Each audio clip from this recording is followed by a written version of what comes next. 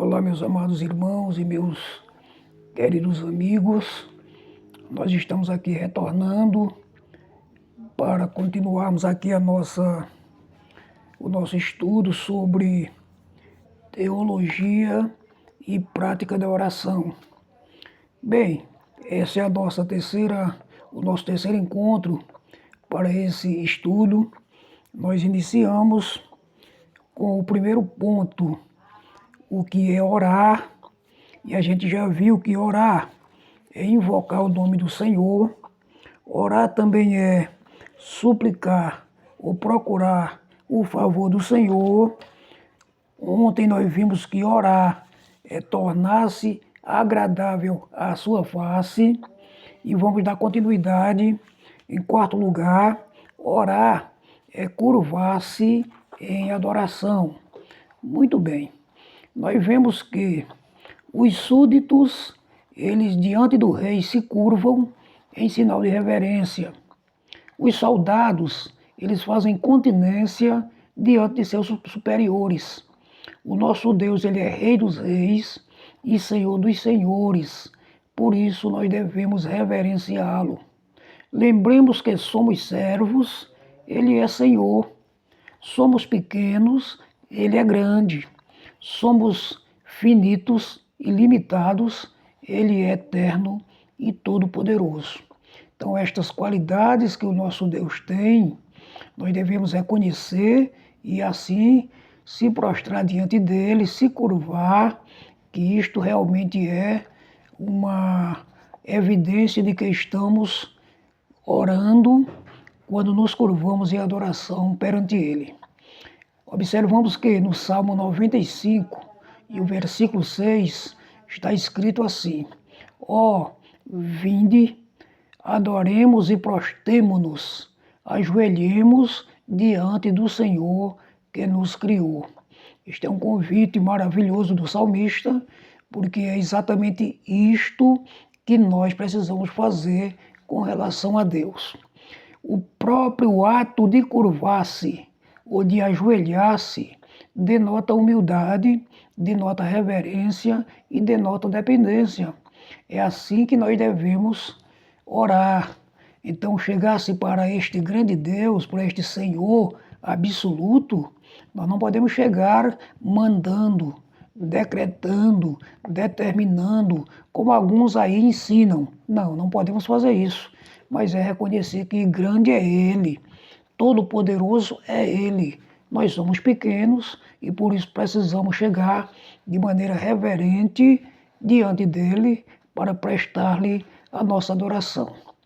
Os jovens hebreus, Sadraque, Mesaque e Abdenego, recusaram se prostrar diante da estátua levantada na Babilônia.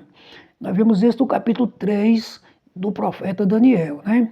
História muito linda, né? Em que era requerido de todos ali presentes que se prostrassem e adorassem aquela imagem que tinha sido levantada, né, em memória do rei ali e também como um culto idolátrico ali na Babilônia. Mas aqueles homens eram crentes, né, tementes a Deus. Então nós vemos aqui que eles não se prostraram, eles não se curvaram, porque eles sabiam perfeitamente que só há um, o qual devemos se prostrar, reverenciar e adorar, que é o Deus da glória, o Senhor dos exércitos. Só Ele merece a nossa adoração. Diante da maravilhosa manifestação da glória do Senhor, o profeta Ezequiel disse: E vendo isso, caí sobre o meu rosto e ouvi a voz de quem falava. Ezequiel 1 e 28.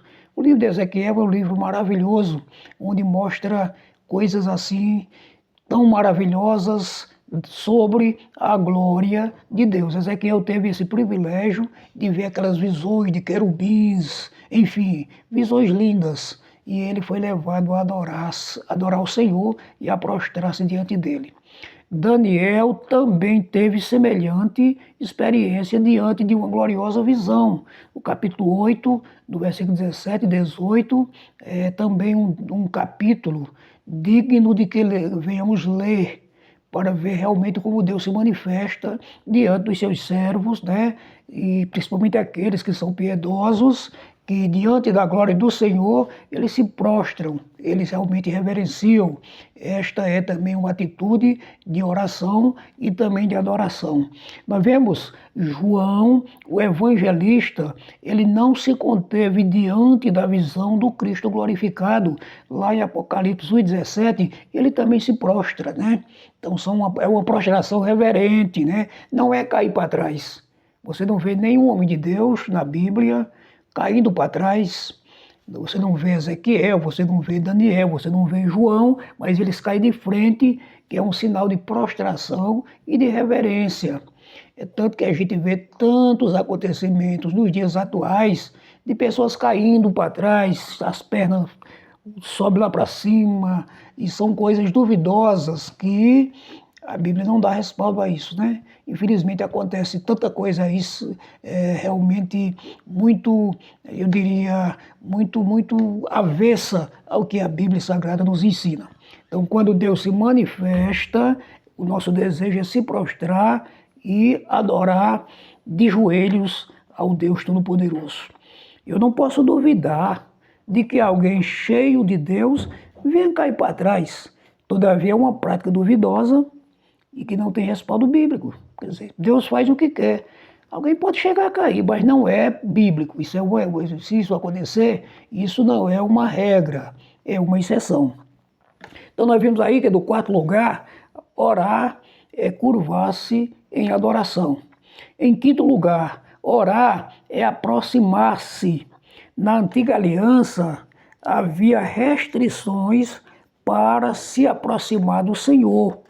Além da adoração que estava restrita ao ambiente do templo, ainda assim, somente o sumo sacerdote podia entrar no Santo dos Santos. Você deve conhecer perfeitamente que havia este impedimento.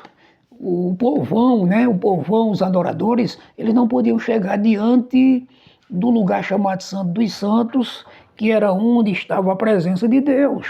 Eles ficavam lá fora, no pátio, né? E somente o sumo sacerdote podia entrar. Mas, na nova aliança, com a vida de Jesus, o véu que separava ali o lugar santo do Santo dos Santos foi rasgado. Mateus 27:51 diz que quando Jesus deu o brado e disse tudo está consumado, e agora ele rendeu o espírito e morreu, naquele momento o véu do templo se rasgou de alto a baixo. Ali era era mostrando que agora na nova aliança nós temos o direito de entrar na presença de Deus, não somente os sacerdotes, mas todo adorador pode agora entrar. De maneira que hoje todos temos acesso à presença do Pai. Mesmo assim, muitos ainda se mostram tímidos, indiferentes, pois não assumem sua verdadeira posição diante de Deus e continuam distantes, não se aproximando de sua maravilhosa presença, né? Então nós temos hoje acesso direto ao trono do Pai. Veja que o escritor aos Hebreus, ele diz no capítulo 4 e o versículo 16: cheguemos, pois, com confiança ao trono da graça, para que possamos alcançar misericórdia e achar graça, a fim de sermos ajudados em tempo oportuno. Então agora é um convite, a gente pode chegar na presença de Deus. No livro de Tiago, no capítulo 4, versículo 8, Tiago disse: chegai-vos a Deus e ele se chegará a vós. Alguém disse que a oração é uma das principais formas de desenvolver intimidade com Deus. É verdade, né? Orar é deixar-se encher de Deus, como o rio se deixa encher pelas águas da chuva. A oração é o ato onipotente que coloca as forças do céu à disposição dos homens. A oração é a chave da vitória, porque ela move a mão de Deus. Orar é falar com Deus, e assim a oração ela é uma arma infalível. Amém? Deus abençoe. Estamos aqui ficando por aqui. Amanhã retornaremos e continuaremos com o segundo ponto, que é outro capítulo importante e interessante para nós. Deus te abençoe e fica na paz.